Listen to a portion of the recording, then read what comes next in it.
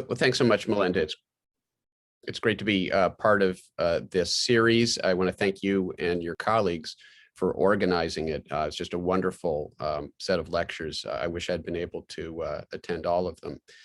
So today I'm going to talk about the work that I and my collaborators have been engaged in over more than the past 2 decades in trying to understand whether there is evidence for a long-term natural oscillation in the climate system.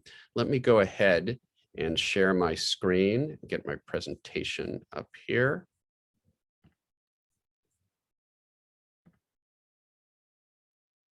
There we are.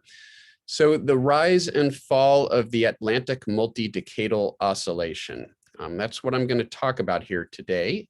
The analyses I'm going to describe make use of an analysis method. It's really a multivariate form of spectral analysis that my co-author Jeffrey Park and I developed back in the early 1990s. And what it does is it takes a multivariate data set, so a spatiotemporal data set, and it performs an analysis of that entire data set to address the question as to whether there's evidence for a narrowband oscillation in that data set that is coherent in space. So it's oscillatory in time, narrowband in the frequency domain, but spatially coherent over the extent of the data set. And it makes use of these so-called Slepian tapers. These are just different modulations of a carrier frequency. When you do a spectral analysis, you have to taper the data. You have to downweight somehow the data at the edges of the time series, or that will lead to the problem of spectral leakage, a form of bias. And so there are different ways of tapering the data, and the multi-taper spectral analysis method basically uses a set of orthogonal data tapers. So you can think of these as 3 orthogonal modulating functions that modulate a carrier frequency in the way that's shown here in figure 4. So there's a carrier frequency, you can see the oscillation, but it's modulated in 3 different ways. And each of those modulation functions, which we see on the left, these data tapers or eigentapers, are orthogonal. And it turns out that if you combine the information using these orthogonal data tapers, it solves a variational problem that gives you an optimal estimate of the spectrum of a time series while addressing or minimizing the effect of spectral leakage. But there's another way that you can use these different data tapers. Rather than combining them to get a spectral estimate, you can use each of them. Each of them describes a different modulation in time of a common carrier frequency. Here's one where the oscillation is maximal in the middle of the data set. Here's one where it's sort of maximal in the early part and the late part, and then here even earlier, and then again in the middle, and then later as well. These are just 3 orthogonal ways of modulating that oscillation. And a general modulation of a carrier frequency with some arbitrary modulating envelope can be pretty well approximated by some linear combination of these. Well, the way we use them, so we have 3 different possible modulations of the carrier frequency. That's our spectral degree of freedom, k equals 1, 2, 3. And then we have a data set that is spatially distributed, perhaps m grid boxes. And so our data set, in the analysis rather, is going to be described by a matrix where we've got m different, for example, grid boxes in a spatial field, and we've got k equal 3 different modulations or spectral degrees of freedom. And that gives you an m by k matrix, and you can do a singular value decomposition of that matrix, and it's going to describe, as a function of frequency, a set of orthogonal, if you like, empirical orthogonal functions. But unlike principal component analysis, the functions don't have a spatial and temporal expression. They have a spatial and spectral expression.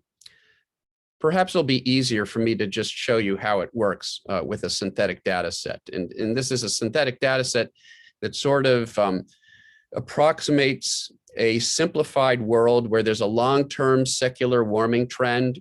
You can see the time domain signal on the left, and here's the spatial pattern on the right. Arrows to the right show warming, arrows to the left show cooling.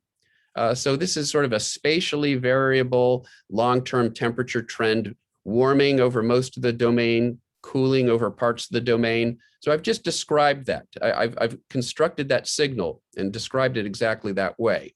The second is an interdecadal oscillation, if you like, that's modulated over time, as you can see.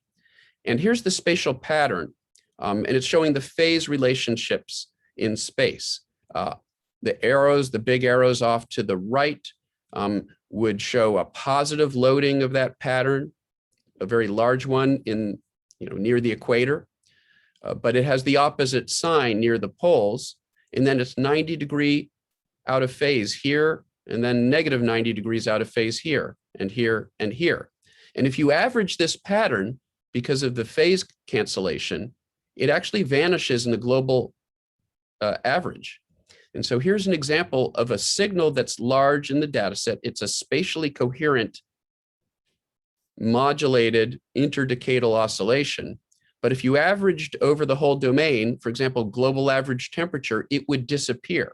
And this underscores the importance of not simply analyzing, doing spectral analyses of global or hemispheric averages, but actually using the full spatial information in the data set to pull out signals that may largely, for example, redistribute heat over the surface of the Earth, rather than change the average temperature of the surface. And then finally, we have this sort of interannual mode, and it's frequency modulated, and it's got this complicated phase pattern as sort of a simple model for like an El Niño signal that actually varies in its dominant frequency over time. And we take those three signals and we embed them, we bury them in red noise. That's noise that has more variance at longer time scales, which is the standard null hypothesis for climate studies. So we've got red noise that's of equal amplitude to each of those signals. The signals are buried in the red noise. And now we're going to use the MTM SVD algorithm to try to pull out those signals, to look for peaks in frequency that indicate a signal, and then to reconstruct it in space and time. And it turns out we detect these three signals, we reconstruct their patterns, and you can see here the comparison between the true signal, which has now been buried in all this red noise, and the reconstructed pattern of these three different signals.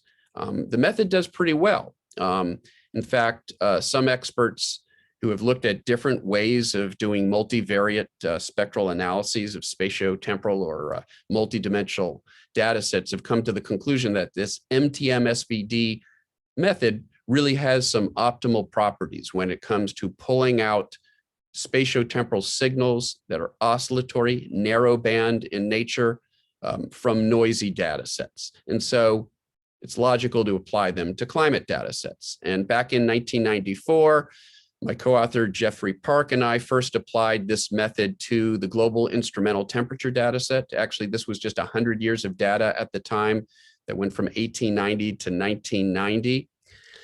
And this is the MTM-SVD spectrum. It's called the LFV, or local fractional variance spectrum. What it shows is whether there's a peak that's statistically significant relative to the null hypothesis of colored noise. Noise that isn't necessarily white, it's much more likely to be red, but the analysis simply assumes that the spectrum of the noise varies slowly with frequency. We call that locally white, but it accommodates a wide range of colored spectra.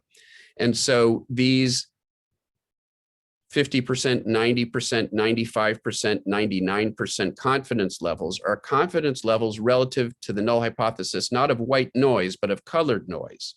And what it's really looking at is at any given frequency, when you look at the decomposition into those 3 different degrees of freedom, those k=3 data tapers, is there some linear combination of the 3 that's explaining a lot more of the variance in that frequency band than you would expect for slowly varying white, red noise, colored noise, what we call locally white noise. And if there is more variance than we would expect based on chance alone, we can measure the significance through Monte Carlo simulations. And what we found in this analysis were signals that had been identified before on the quasi-biennial, roughly 2.1 to 2.2 year timescale, associated to some extent with the El Niño phenomenon, a broad band of frequencies from 3 to 7 years that breach the 95–99% significance level in the El Niño band. And then finally, a weak quasi-decadal, roughly 10 to 11 year oscillatory signal, a pretty strong interdecadal 15 to 18 year timescale signal that had been discussed by other researchers like Michael Gill and others before. And then finally, a secular band that describes the low frequency variability that can't be separated from a trend based on an analysis, in this case of 100 years. So it could be a long-term oscillation, it could be a trend. You can't detangle the two. It could be, if it's a 50-year oscillation, you can just resolve it from a secular trend. If it's a 70-year, 50 to 70-year oscillation, you can't resolve it from a secular trend with 100 years of data in the context of this analysis. So the interdecadal signal has been much discussed. Researchers like Latif and Barnett back in the mid-1990s demonstrated evidence in certain climate model simulations for an interdecadal oscillation relating to sort of delayed oscillator mechanisms involving the interaction between the North Pacific gyre circulation and heat transport by the gyre, the impact of heating or cooling of the ocean surface on the atmosphere above.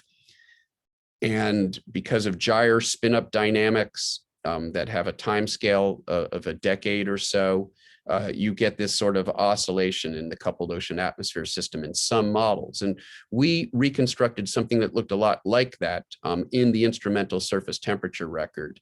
And that's what's shown here. And even today, you find references to this, decadal oscillations with huge shifts of warmer and cooler areas. Sometimes it's called the interdecadal Pacific oscillation. Sometimes it's referred to the Pacific decadal oscillation, although different references to the Pacific decadal oscillation often describe very different time scales, so it's a bit nebulous. But there does at least seem to be evidence for something potentially interesting going on at this time scale. But I want to focus on the multidecadal time scales. Is there a 40 to 60 year oscillation? Well, we couldn't determine that in a 100-year data set in this original analysis. If there is such an oscillation, it can't be separated from a long-term trend. So we turned to paleoclimate proxy records. And here's the global network at the time, pretty sparse, but globally distributed network of tree rings and ice cores and corals and lake sediments, data that extend back in time over several centuries, in which we could analyze to see if there might be evidence in these paleoclimate proxy data of long-term oscillations in the climate system. That's actually the question that really initiated my forays into the analysis of paleoclimate proxy records back in the mid-1990s. And we published an article in 1995 describing our analysis of that paleoclimate proxy data to see if there was evidence of persistent interdecadal and multidecadal or century timescale oscillations in the climate system over several centuries. Now, what ended up getting much more attention was an article we published in Nature a few years later that used a similar paleoclimate proxy data set with more data this time to actually reconstruct past temperature patterns. And it led to the now a somewhat iconic hockey stick curve that shows how temperatures over the Northern Hemisphere have varied over the past 1,000 years, and which became very controversial because of its implications for the profound impact that human activity is having on our planet. I'm not going to talk about any of that. The analysis that ultimately led to the hockey stick, in a sense, was this earlier analysis that didn't seek to reconstruct temperature patterns or address the warming of the planet, but to see simply if there was evidence of long-term oscillations in the climate system using paleoclimate proxy data. And here's a figure from that article in Nature from 1995, where we did find evidence in these proxy data for significant variability in a multi-decadal time range of 50 to 70 years or so.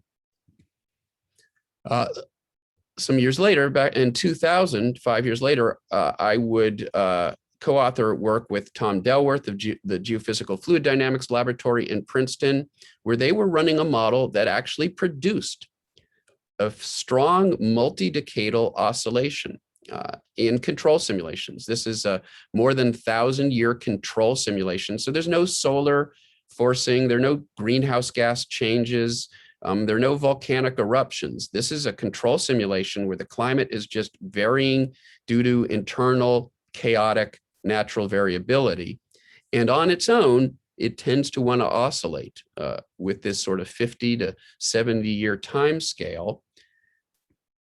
The pattern in the model tells us that what's going on, and Tom Delworth and his colleagues had sort of described this in some detail in earlier publications, but this made it clear that it really was a well-defined natural oscillation, internal oscillation in the climate system associated with changes in the overturning circulation, ocean circulation, the AMOC, Atlantic Meridional Overturning Circulation, over time.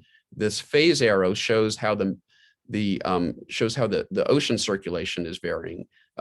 At phase 0, we have the maximum meridional overturning stream function in the North Atlantic, the strongest sort of phase of the overturning circulation, and then it weakens over a half cycle here.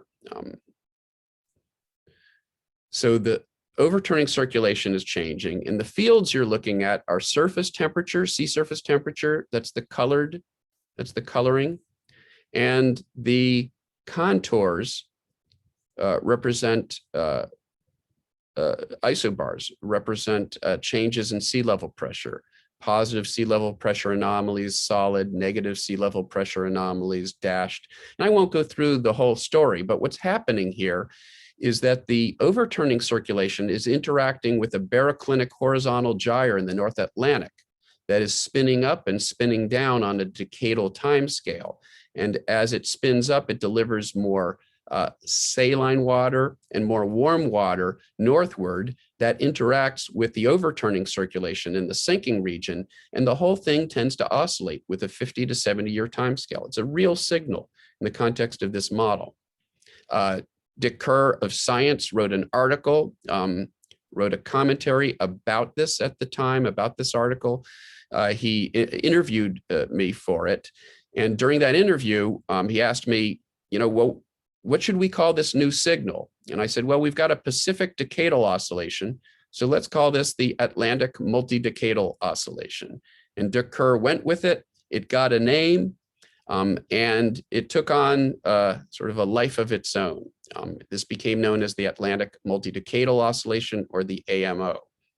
And today, we see it often, for example, attributed to the increase in warmth in the tropical North Atlantic and the increase in hurricane activity in the North Atlantic.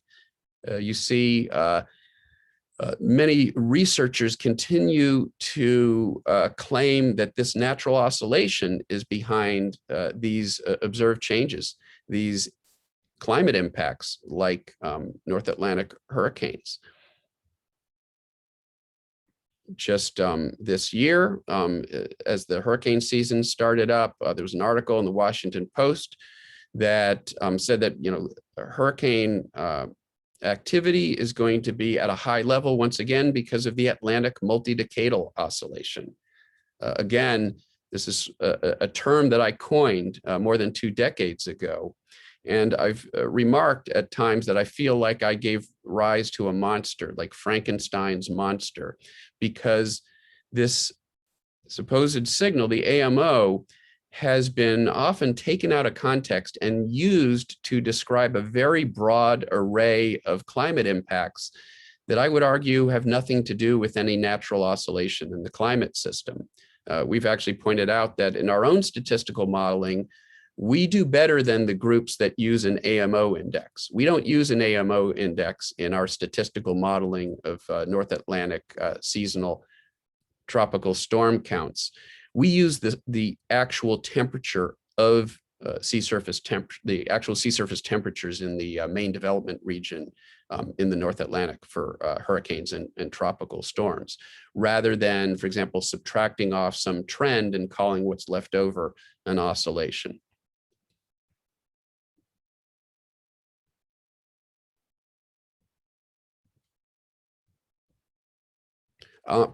In 2006, Carrie Emanuel and I published an article in EOS where we showed that many of the studies that were claiming that tropical Atlantic warming could be attributed to an Atlantic multidecadal oscillation, or that increased hurricane activity in recent decades could be attributed to an AMO signal.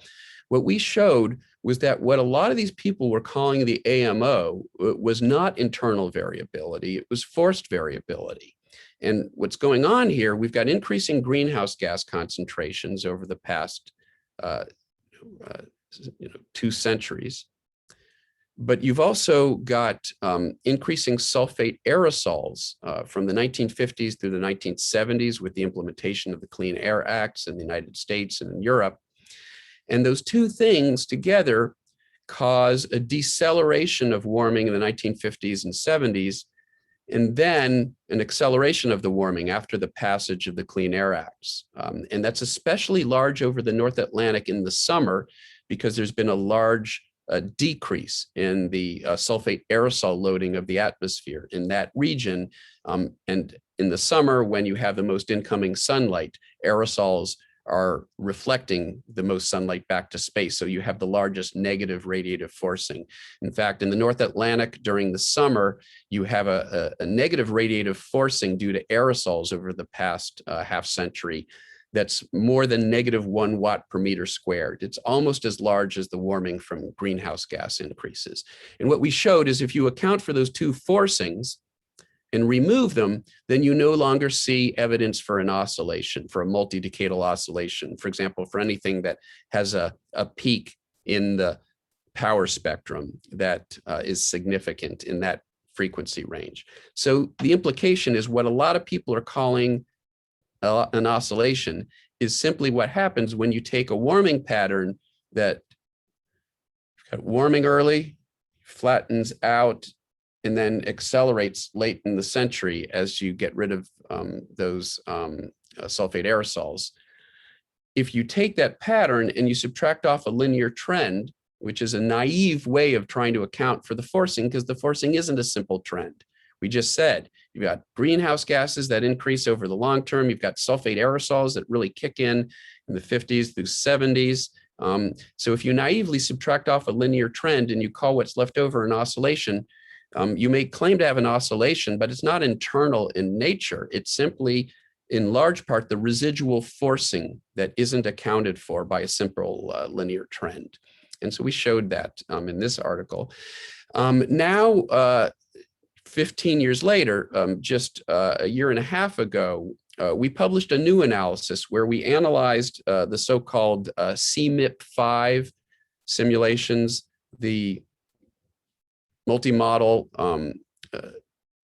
simulations that contributed to the 6th assessment report of the IPCC. And so these, in this case, you've got more than 50 models run by groups around the world, each of which have been run in a control mode. So there's no change in forcing. if you see a peak in the spectrum, then it's arising from truly oscillatory internal variability.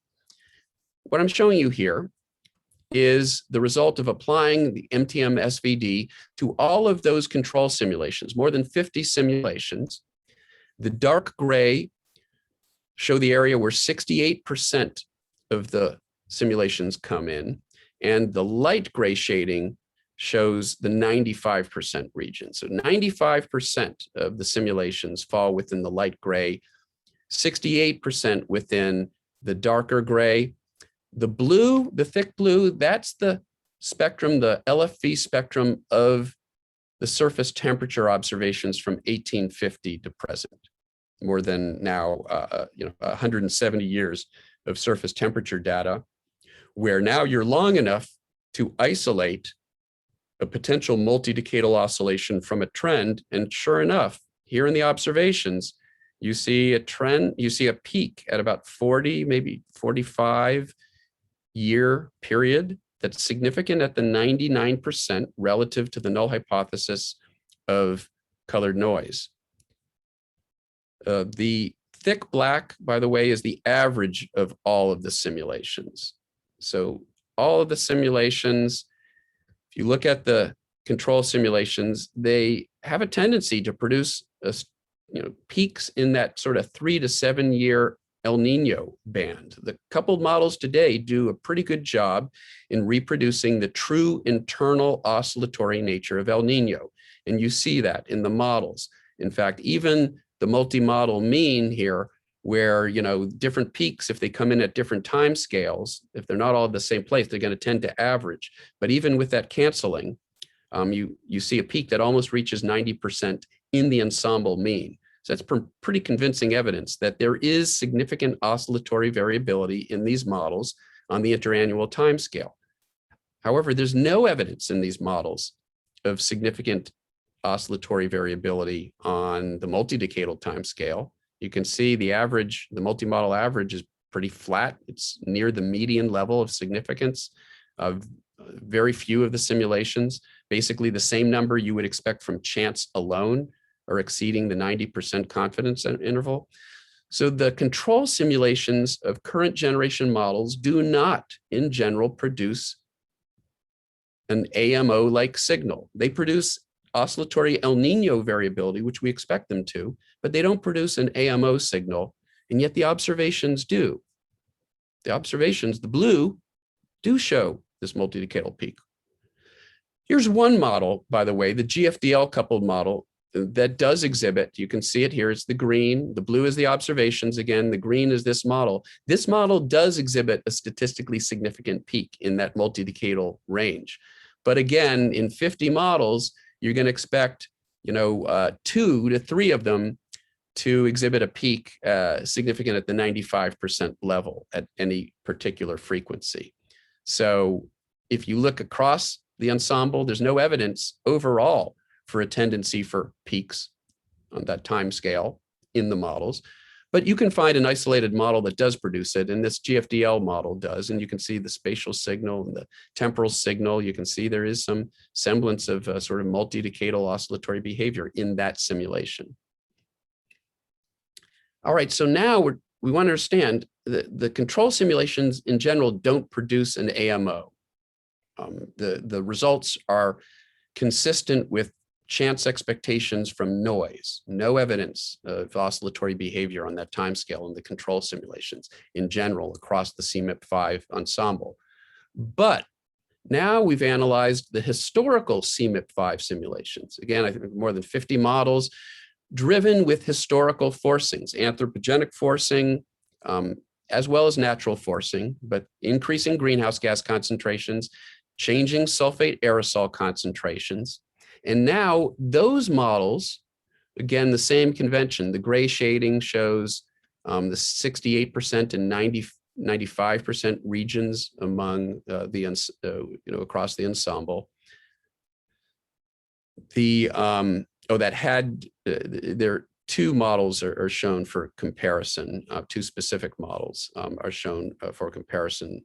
Those are the cyan and the magenta corresponding to HADGM2ES and MPI ESMR, just to show here are two particular models that show that multidecadal peak, but the ensemble average shows that multidecadal peak well up into the 99% significance level. So what's going on here? The control simulations don't show a multidecadal AMO-like signal. And those should be, if there's an internally generated oscillation, the control simulations ought to show it. The observations, the blue curve again, thick blue curve, does show evidence for that. And so did the historical simulations.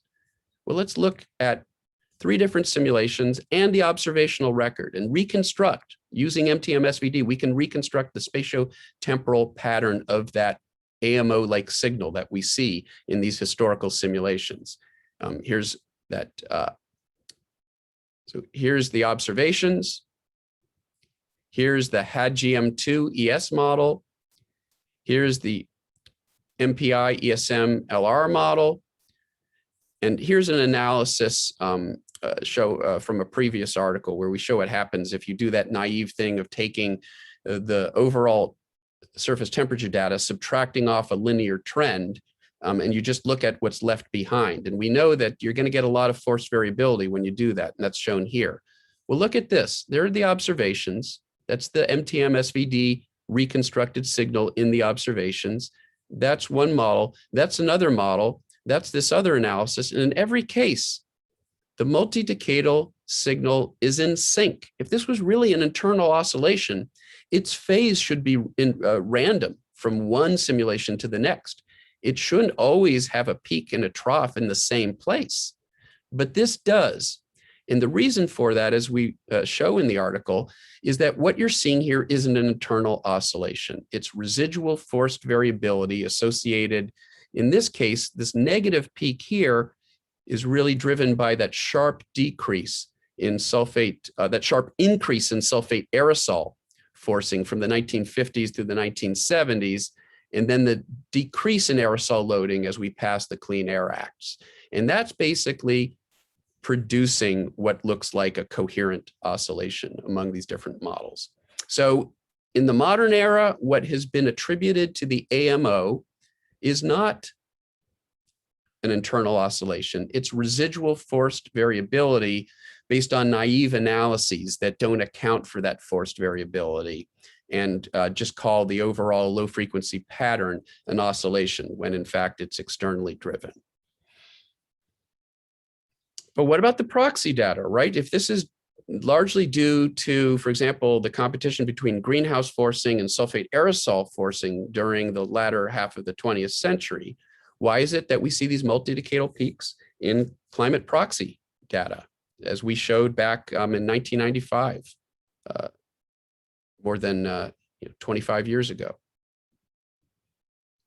Well, we revisited that in an article published just a few months ago in Science, where we analyzed the CMIP-5 last millennium simulations. So another set of experiments that have been done across the CMIP-5 ensemble is to take estimated volcanic and solar and other natural radiative forcings, like Earth orbital forcing, which is small, but has at least some very minor role on millennial timescales, to take those forcings and drive those same climate models now with natural radiative forcing over the past 1,000 years, the CMIP-5 last millennium simulations. And we can analyze those simulations too to see what's going on. Is there a multidecadal peak in the spectra of the models? And if so, where is it coming from? This is just showing the global mean. If you take all of the models from those last millennium experiments, you calculate just the global average temperature and you average across all of those models. This is what you get. The noise, the internal variability basically cancels out because every model, every run has a different realization of internal variability. So if you take a multi-model mean, you average over all the models, you're basically just getting the forced variability.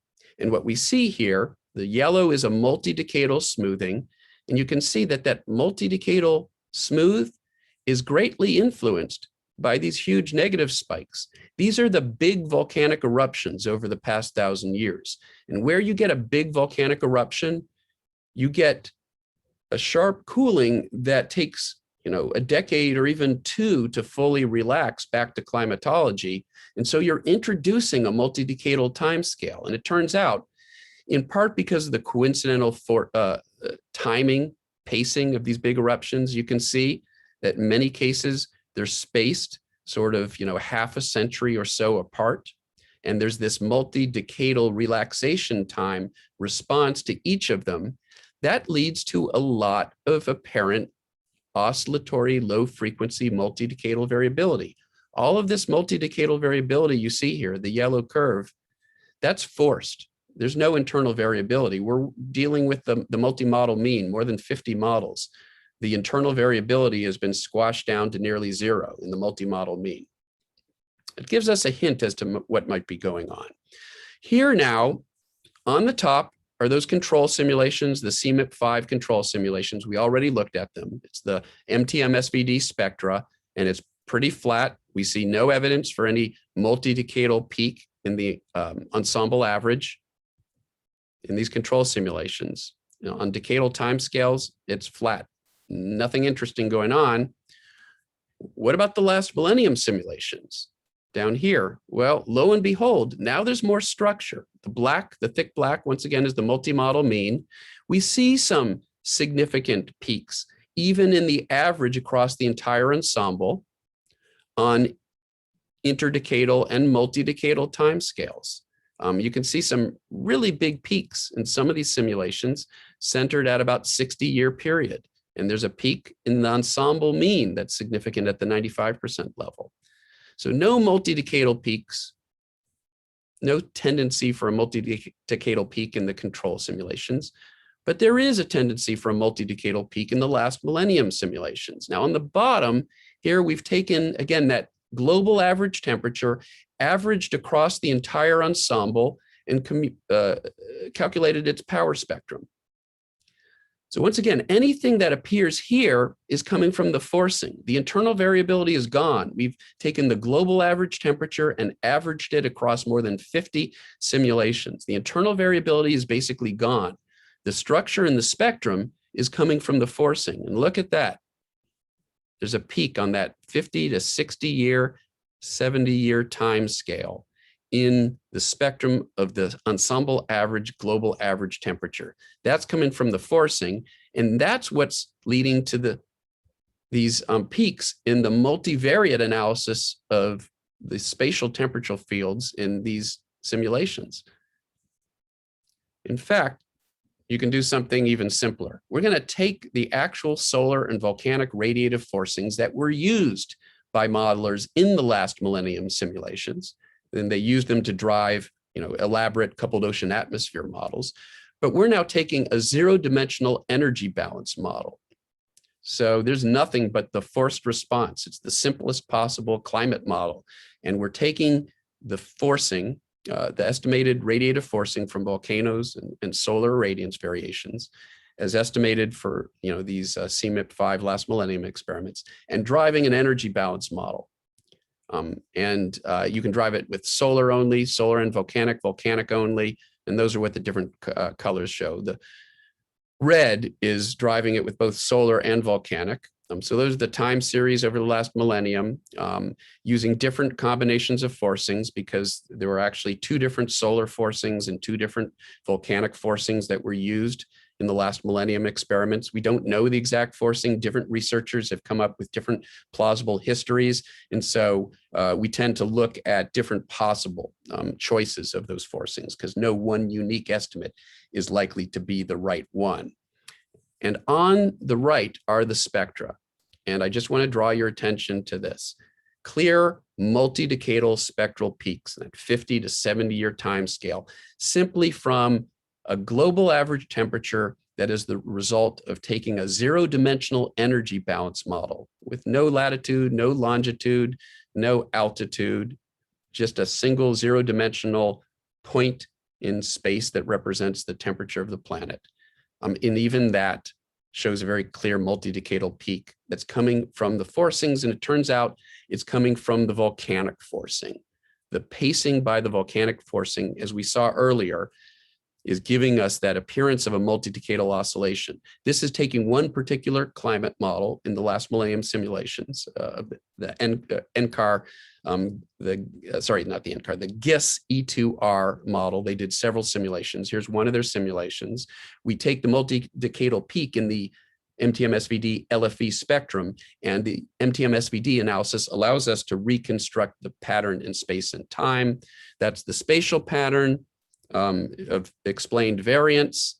And you can see a lot going on in the tropics. Well, that's where the biggest signal is when you have tropical volcanic radiative forcing, which is what the forcing mainly is in this case. But there's some interesting stuff going on in the North Atlantic, perhaps some interaction with gyre scale dynamics.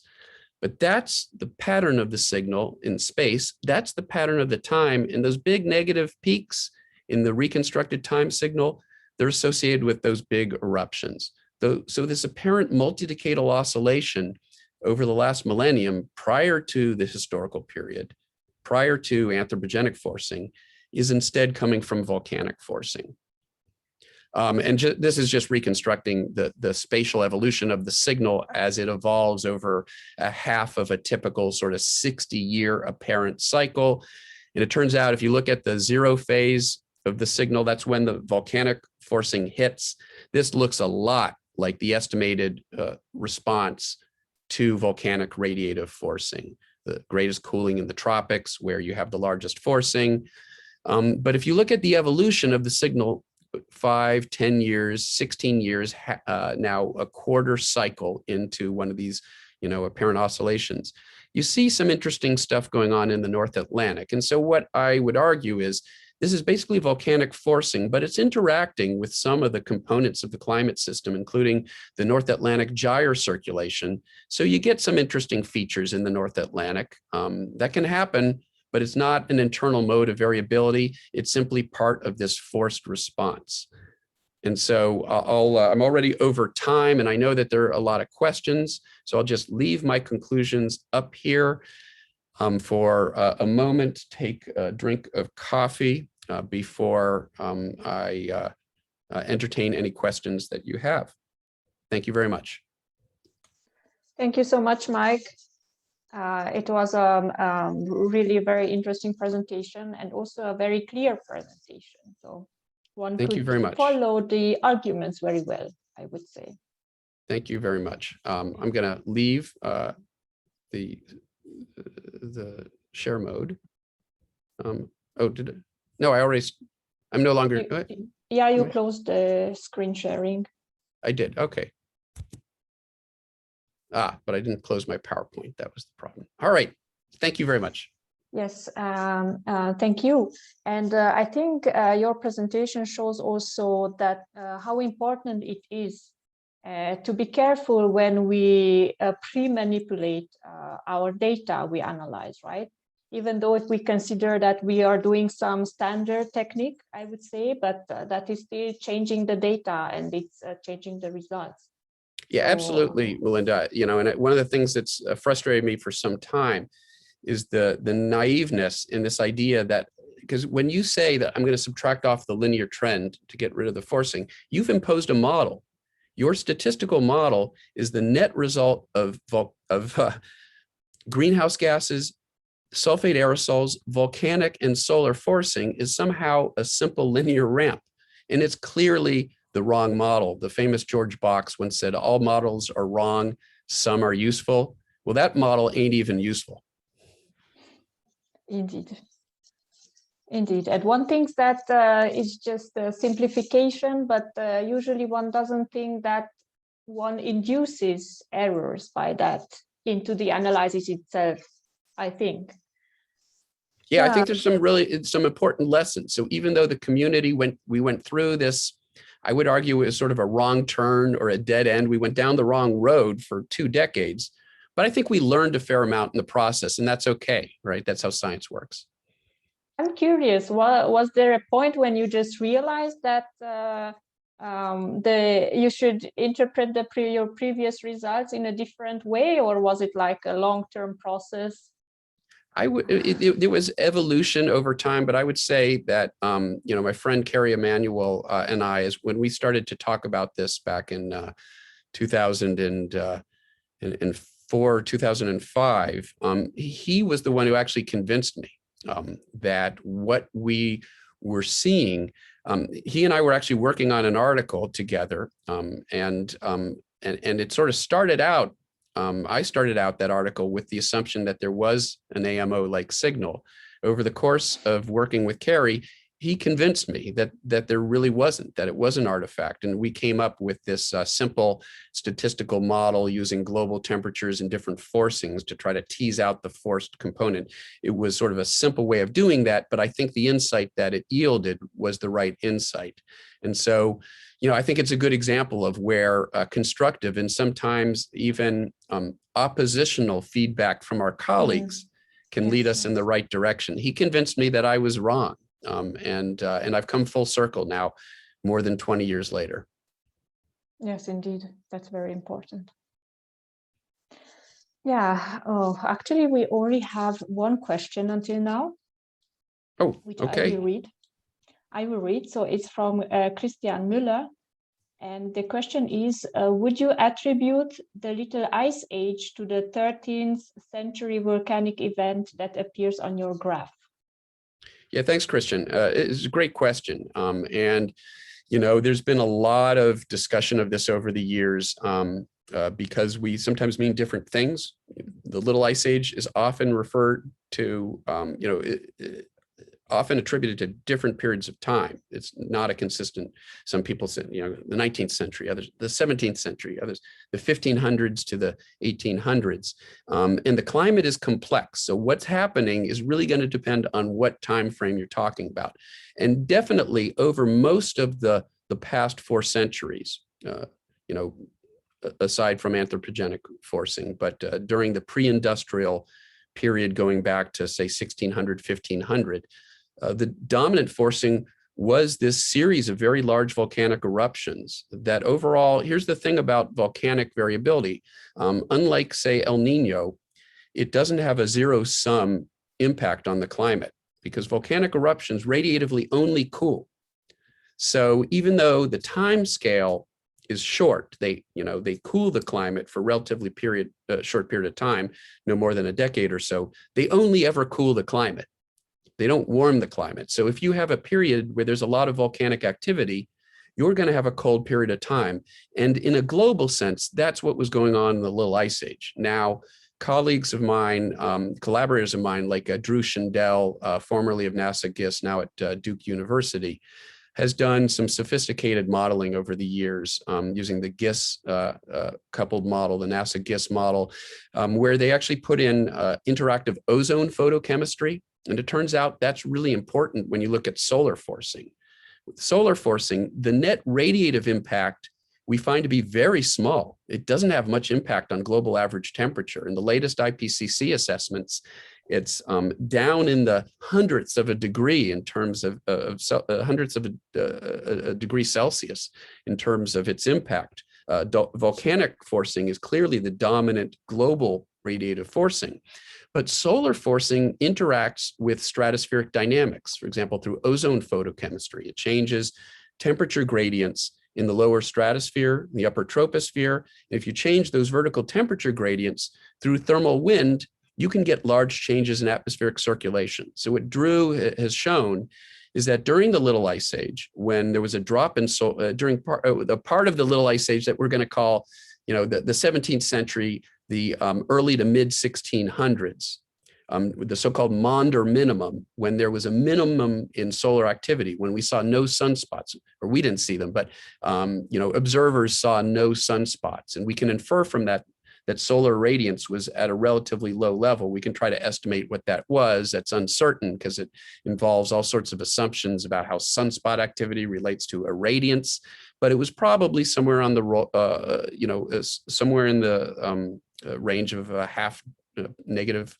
0.5 degrees, negative 0.5 watts per meter squared forcing, so not negligible. The impact on global average temperature is only a couple tenths of a degree Celsius. And you can arguably see that in the surface temperature record in the 1700s. But it has this very large impact through the response of ozone photochemistry to the changes in the UV part of the solar spectrum. You get a large change in vertical temperature gradients and latitudinal temperature gradients in the upper atmosphere.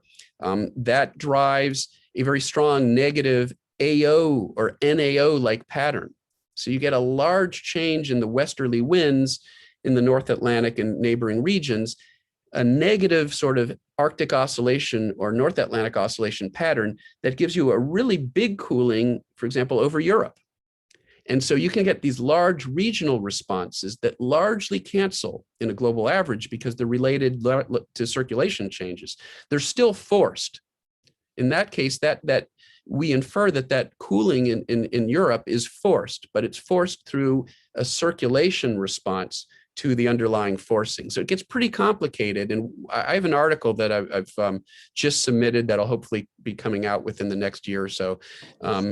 It's sort of my perspective on where we've come, in 2.5 decades, the 2 decades since the hockey stick, sort of beyond the hockey stick. What do we now know? And one of the things that I argue is that in the last millennium simulations, there are a lot of things that I think the community should do. I think we really need to get the ozone photochemistry into the models. I think it's a really important ingredient for understanding what was going on during the so-called Little Ice Age.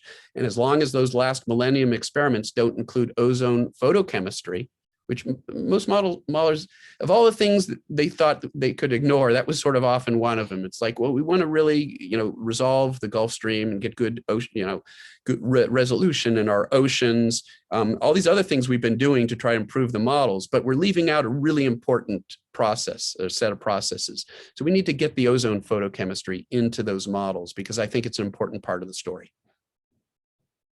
Thank you for your detailed answer.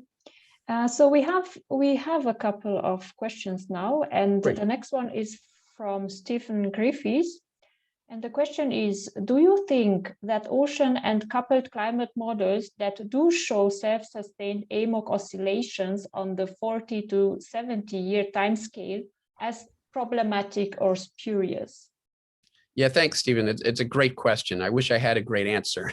I do think, so if you look at the statistics, it turns out that in our ensemble of 50 simulations, I think it was, I'm not going to get the numbers quite right, but we figured out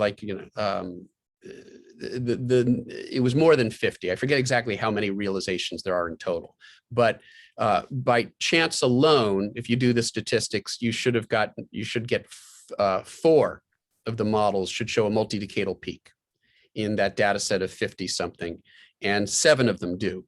So it's just a little more than you would expect from chance, alone. And we could say, well, it's still in the noise, or we could say there are a few models that actually do have some physics that do give you an AMO-like oscillation. And the GFDL coupled model clearly was such a model in its old, visage, the earlier version of the R30 coupled model that Tom and I analyzed back in the 1990s. But even the current generation of the GFDL model does give rise to something like that. And so there is physics that can give rise to that. And some models do have this sort of delayed oscillator mechanism associated with gyre scale dynamics in the North Atlantic interacting with the overturning circulation.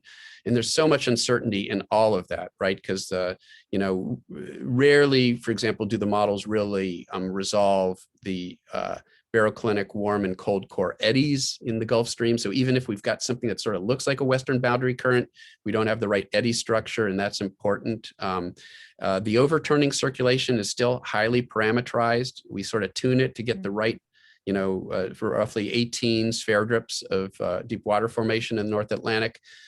There's still so much play there that it's really hard to say this model is doing it right and this model is doing it wrong. So I don't think we can completely dismiss the possibility that there is an AMO-like oscillation. I would argue that from an Occam's razor standpoint, the simplest explanation is that what we see in the observations is forced. What we see in the past, in the proxy data is forced. Is there a weak signal that we don't detect that really does exist in the real world? Maybe. So, I wouldn't say the door is shut, closed, and locked at this point. But the crack in the door is pretty small, though, in my view. Thanks. I see one raised hand among the attendees, but I would like to ask you to write the question into the Q&A, and then I can read it.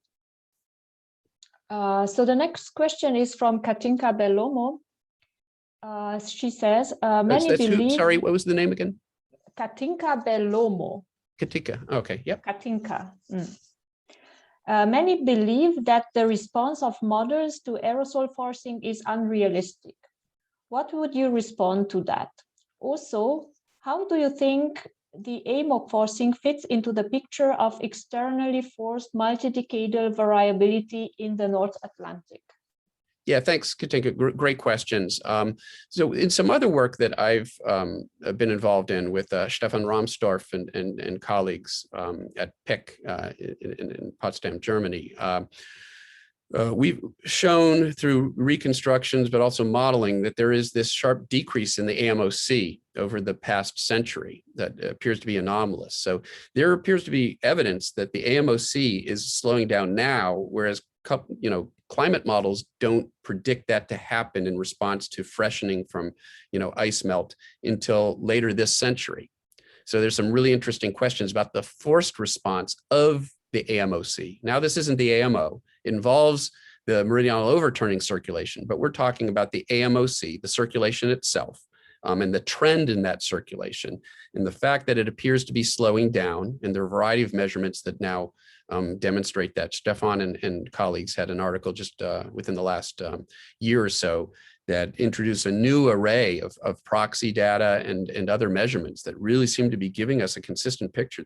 The AMOC is slowing down. That cold, you see that sort of cold spot, the cold blob that we see in the North Atlantic, if you look at sort of surface temperature patterns over the last several years, where most of the planet is red because of global warming, but there's this area in the North Atlantic that's actually cooling, this area south of Iceland, and it's right in the area where you predict to see a cooling as the AMOC starts to slow down. So I think that's underway. I think it's ahead of schedule relative to the models. Another example of how uncertainty isn't our friend. Some of the impacts seem to be unfolding faster than the coupled models. Why might that be? Well, the models aren't run with interactive ice sheet melt and freshwater runoff. They're not run with interactive ice, the CMIP5 experiments that the historical and future projections aren't run with interactive ice sheet models, because we can't really do that computationally yet, although we're sort of getting there. And so that the Greenland ice sheet is losing ice faster than the ice sheet models predicted it to. That means we're getting fresh water, we're getting ice melt earlier than we expected to. It's going into the North Atlantic, it's freshening the North Atlantic, and I think we're seeing that signal in the slowdown of the AMOC. Now, so that's really important because it involves the same dynamics, but it's not the internal variability, it's the forced response of the system. There was also this question about aerosol forcing, and what about the uncertainties? Huge uncertainties in aerosol forcing, especially when you start to get into, some models are still run without any indirect effects at all. Others are run with detailed, aerosol, both first indirect and second indirect effects. And so, there's the direct effect of the reflection of incoming solar or radiation from the aerosols themselves, but they can also nucleate clouds, and then cloud radiative forcing comes into the picture. And that's where you start to get into some of these indirect effects. And we're still in my view, the community is still in a pretty immature sort of stage when it comes to our handling of aerosol effects. And there's huge variability. If you look at the CMIP5 historical runs, a huge variability among models. Some models, we published an article in Science Advances back in 2018 that was looking at a different phenomenon. It was looking at changes in sort of the meridional temperature gradient and how that impacts extreme weather events. But we were looking in detail at the CMIP5 historical runs, and they vary dramatically in terms of the aerosol forcing. And some models actually have, and this is a poorly appreciated fact, because we talk about polar amplification of warming because of ice albedo and other effects. The Arctic in the models in general warms up faster than the rest of the planet. That's a fairly basic aspect of greenhouse warming. But it turns out if you look at the CMIP5 models, and we're starting to look at the CMIP6 models now, look at the historical simulations, there are a fair number of models that have very large negative aerosol radiative forcing, close to -1 watt per meter squared, or even more than that, because of large indirect effects that are taken into account. So some of the models have a really strong cooling in the mid-latitudes in summer. A really strong warming of the mid-latitudes in summer because the aerosol forcing is so large, and in the future projections, it's coming way down. So you get rid of this large negative forcing, aerosol forcing, and it's really strong in mid-latitudes in the summer. That's equivalent to a very large positive forcing. We're getting rid of a large negative forcing. We're taking away the aerosols. You get this huge warming in the mid-latitudes in summer in these models, and you get polar de-amplification. And this is a point we made in our article. It's still a poorly appreciated fact. You get polar amplification from greenhouse warming. But when you take into account aerosols, and with some of the models that have really strong first and second indirect effects, climate change over the next half century is going to come with polar de-amplification in summer. In summer, the poles are going to warm less than the mid-latitudes because you have that huge mid-latitude warming when you get rid of the aerosols. Poorly appreciated fact, and it's really important because anything that depends on changes in meridional temperature gradients in summer, like these heat domes, like these extreme weather events that we're experiencing right now, is related to the behavior of the jet stream that's tied to the poleward temperature gradient. And what's going to happen to the poleward temperature gradient is hugely uncertain because we don't really know what's going on with those aerosols. So I'm passionate about this. It's another really is another area of great interest of mine right now, this issue. Yes, indeed, very interesting. So the next question is from Alessandra Giannini. In one of the initial slides, you showed a synthetic time series, trend, multidecadal, interannual oscillation with modulation, and associated spatial patterns as arrows. I am curious about how these spatial patterns were arrived at. Do they have an observational counterpart? Yeah, thanks, Alessandra. Good to hear from you. Sorry, I can't see you. It's a great question, and I'll give an honest answer. It was just by fiat. I just said, what if we had a secular trend that looks like, I got to play sort of God with the universe. I got to specify this imaginary world where we knew what the signals were. And I decided a secular trend, and the pattern was just one that I came up with, where you had a lot of warming in the high latitudes, you had a little cooling sort of in my imaginary Antarctica, and then in between, it was sort of smaller warming. The interdecadal signal, I wanted a signal that was very pronounced in time, but canceled in a global average, because it's a beautiful example of a signal you can't extract with a simple spectral analysis of a global average temperature or even a northern hemisphere temperature. But if you use a multivariate method, you can pull it out. And so it's really important that we need to use multivariate methods to pull out these sorts of signals. If the AMO, as often has been speculated, really is largely moving heat around the surface, not changing the overall heat budget of the planet, then you need a signal that can handle you need a method that can handle a signal that largely can. So I wanted a signal that looks sort of like that. And then I wanted to show that even if there's frequency modulation, which is sort of a complicating thing, it means the spectrum is changing over time. the method can accommodate that and pull that out of the noise as well. But no, these were just three synthetic examples that I dreamed up that I felt were useful to sort of explicate the way the method works and sort of and show some of the nice features of the method. By the way, what I'm going to do, because this is Zoom and you can do these sorts of things, is I am going to insert into the chat a link to our review article from 1999, Park and Mann. It's a review article in advances, or Mann and Park rather, advances in geophysics from 1999.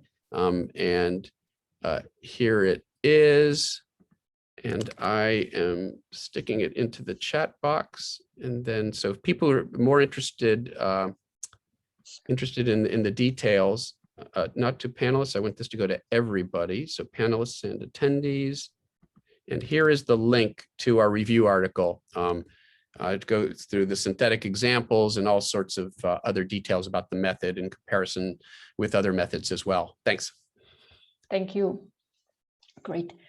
So we have 3 more questions, and now we will also stop accepting new questions because it's already 15:41 on my computer.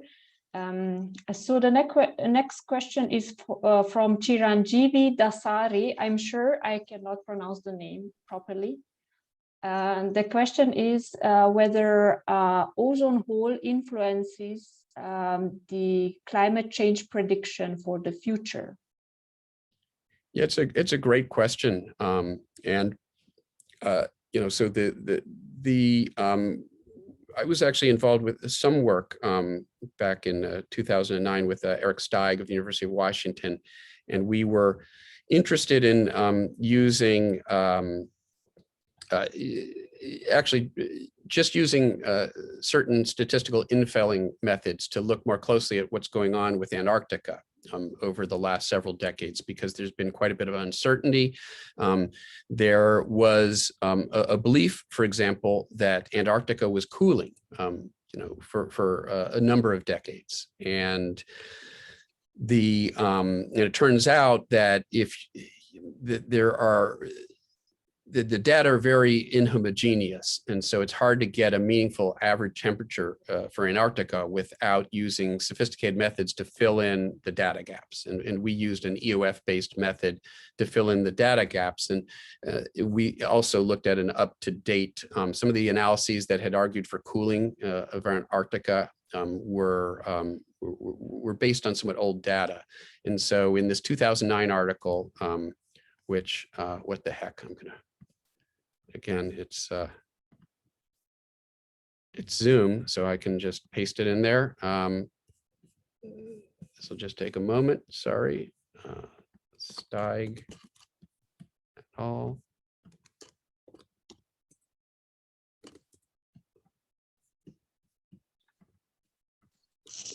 Oh, Steig.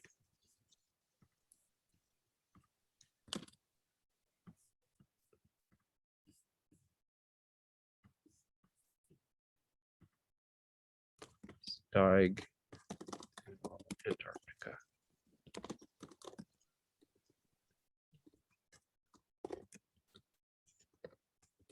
All right, so what we found was that there's been a very large warming in the peninsula and large parts of West Antarctica that balance out the cooling in the interior. But there has been this cooling in the interior of Antarctica, at least there was for a time. Now that seems to have reversed, and that appears to have been related to a strengthening in the circumpolar vortex. So the stronger the circumpolar vortex, in a sense, the more you're confining the cold air to the, you know, the center of the Antarctic continent and preventing the flux of warmer air inward. And so a very strong circumpolar vortex, as it does in the Northern Hemisphere when we have that polar vortex pattern, gives us a colder, you know, pole at the expense of a warmer sort of subpolar environment. So that appears to have been driven by ozone depletion. So ozone depletion, again, changing sort of the stratospheric dynamics, changing temperatures in the lower stratosphere through thermal wind, sort of spinning up the circumpolar vortex. That cooling in the interior of Antarctica, which for so many years was argued to contradict global warming, climate change critics like to point to that, to somehow argue that the planet wasn't warming up. Well, ironically, that probably was another dynamical response to the forcing of the climate system that we were provided. But in that case, it wasn't so much the greenhouse forcing, it was the ozone depletion forcing that was spinning up the circumpolar vortex and giving us that very, keeping those cold air masses confined to the center of the Antarctic continent. That now appears to have reversed, and that's in part because ozone loss is now starting to reverse, thanks to science and thanks to the fact that that models were able to inform us that we were creating an environmental crisis, in this case, the ozone depletion crisis. The models and the observations told us that, and we acted. So to the contrarians who want to point to Antarctic cooling, to the extent that it did happen over a period of time, it was actually a great example of how we can use our observations and models to understand an environmental crisis and do something about it. Yeah, that was indeed a great success story. There is another question by Chiranjeevi Dasari, which I do not understand, but I will read it as it is. I don't know, maybe you understand it better. So 50 to 60 out climate is changed nowadays. In 2050, climate is changed 80 to 90 because all models are accuracy to prediction. I think, yeah. Tell me one more time, or actually, if Chiranjeevi, do you want to maybe clarify the question a bit to us? I'm looking. Wait, I can allow him to talk, but otherwise he cannot. Because I can see him in the chat. I can see Chiranjeevi in the chat. Yeah, if he writes the question again, you can see it. Yeah, please, if you would maybe elaborate just a little bit so I can make sure we appreciate the question. Because it's our last one, so we've got to make it good. Yeah, there is actually another one. And there are never two mind. more questions, but if you don't have time, we will just stop after. No, we can do one more after that. I'm waiting. Okay. I'm not seeing a response. I will read then the next question. Yeah, and let's do that, and we can come back to this other one. Yep. Okay, so the next question is from Milan Palus. What do you think about the existence of shorter hypothetical climate cycles? In particular, the one with 7 to 8 year period seen by Gill et al. And others in European and Mediterranean climate records. Yeah, so I think Michael sent me a nice message. He wasn't able to attend the seminar, but it will be posted online later. And Michael Gill and his collaborators have really done a lot of very important work in this area, sort of really seminal work in using spectral analysis methods to understand what's going on with the climate system. And I believe, so this sort of 7 to 8 year peak that he and we and others see in many climate records is generally sort of lumped into that El Nino band. And if you look at the spatial pattern, it has an El Nino-like pattern. I mean, the problem is that El Nino isn't literally a perfect cyclical oscillation.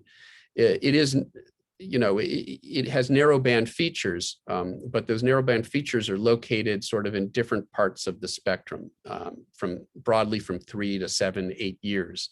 And so generally, when you look at all of those peaks within that range, they look like the spatial pattern looks like El Nino. It's El Nino variability, and it just relates to the fact that El Nino does have this somewhat broad range of frequencies associated with it, but it is concentrated within this 3 to 7 year, 3 to 8 year band, which is elevated relative to the colored noise background. So it's real oscillatory variability. So yeah, that's sort of what I think we're seeing there, and does that give us enhanced predictability? It's not clear yet. There have been many efforts to try to use the fact that there are these sort of narrowband features to provide long-term predictability, interannual predictability. I would argue thus far, it's unclear that that's been achievable at this point in terms of most sort of long-term forecasting. We don't see anything beyond the sort of seasonal timescale. We can get seasonal predictability because of the persistence of El Nino when an event is happening, but it's very difficult to predict when the next event will happen, when the next La Nina or El Nino, which is what we would need to do if we were going to truly get interannual predictability out of it. It remains sort of the holy grail, I think, in long-term forecasting. Great. Oh, and let's see, did we get? Yes, Chiranjeevi wrote again something I will read. Yep. Our climate is change its damage 50 to 60. In 2050, our climate is fully damaged. Every model are predicted accuracy in future. I have few examples for predicting future climate. Well, so the statement is correct if we fail to do anything. So if we really don't take the actions that are necessary to reduce carbon emissions, then by 2050, yes, we could be, close to 2.5 degrees or maybe 3 degrees Celsius. There's still some uncertainty about the sort of the transient climate sensitivity and just how much warming we could see in that time frame. But we've already seen over the past several summers, and here in the United States, literally over the past few weeks, the catastrophic nature of 1.2 degrees Celsius warming of the planet, because that's what we have right now, and we're already seeing devastating climate impacts. So if that's what 1.2 degrees Celsius looks like, massive heat domes out west that have killed off billions of sea organisms, animals. If that's what 1.2 degrees Celsius gives us, then 2.5 is probably at least twice as bad. And in fact, the impacts increase dramatically with the warming. So yeah, one possible future where we fail to reduce carbon emissions is a catastrophic future, where by 2050, we are experiencing truly catastrophic global climate impacts. But there's another possible future, which is a future where we do manage to bring carbon emissions down by a factor of 2 within the next decade, which is really the goal going into this next climate conference, COP26 in Glasgow. Later this year, the United States has taken new leadership. The United States has made a pledge consistent with that goal. China is back at the table. There's reason to be cautiously optimistic that we're starting to turn the corner, and we will see real action. And if we do that, we can still keep warming certainly from exceeding 2 degrees Celsius. And there's a good chance we can keep it from exceeding 1.5 degrees Celsius. Again, if we do rapidly decarbonize our civilization. So, the laws of physics don't, necessitate, a catastrophic world by 2050. It's not a matter of physics or technology, even at this point. We have the technology to decarbonize our civilization now. It's just a matter of willpower. And we have to keep that in mind. And we have to do everything that we can, I believe, as scientists in this field, to try to inform this conversation so that our policy discourse is informed by an understanding of the science, which is what we're all interested in doing here. Thank you, Mike. There are 2 more questions, but probably you have to go, so maybe they can write you an email or. You know what? We'll do a rapid fire round here. I'll just give short answers to each of them. Okay, great. So from Paul Williams, the AMO is defined in terms of sea surface temperatures. But is there a known sea surface salinity anomaly associated with the AMO? Has this been investigated, for example, via a multivariate analysis? Thanks. A great question, Paul. The short answer is that you have things like the Great Salinity Anomaly. There's this very large freshwater anomaly in the North Atlantic that had a persistence of more than a decade. It appears to have been advected by the subpolar gyre, and there's some question. Was that part of the natural variability, which would make it an AMO-like feature, or was it part of this this decrease in the strength of the AMOC, of freshening, and we saw that pulse of freshening, and we're seeing additional pulses on our way to a slowdown and eventual shutdown of the AMOC. Which is it? There's still a lot of important work being done there, but in Stefan Rahmstorf, in their most recent article, they talk a bit about the Great Salinity Anomaly and the extent to which that might be part of this forced slowdown of the AMOC. Great. So the last question from Frederick Schenk. In high-resolution proxy records, there is always AMO-like variability during the Holocene and even during the deglaciation. Could it be that the AMO is a natural mode that responds to and hence synchronizes with external forcing? Yeah, it's a great point, and we see a little bit of evidence to that of that. Really, when I showed that the pattern of one of the models that in the last millennium analysis that shows that multidecadal peak, what you see is the initial pattern looks a lot like the pattern of response to a large tropical volcanic eruption. And even some of the changes in atmospheric circulation are consistent with dynamical responses to volcanic radiative forcing, as we discuss in the article. But you also see that feature in the North Atlantic that evolves and sort of moves poleward. And I do think that that is the external forcing interacting with some of the internal dynamics of the climate system. The whole thing is paced by volcanic forcing. It's not a pure internal oscillation, but I do think that the forcing is interacting with the dynamics. How can it not, right? So yeah, I think that is an important part of the story, and it's something that we certainly want to dig in to a little more. Okay, great. Then we are done with the questions. And thank you very much again for giving this great seminar and for answering all of the raised questions. And thank you all for attending this seminar and the whole seminar series.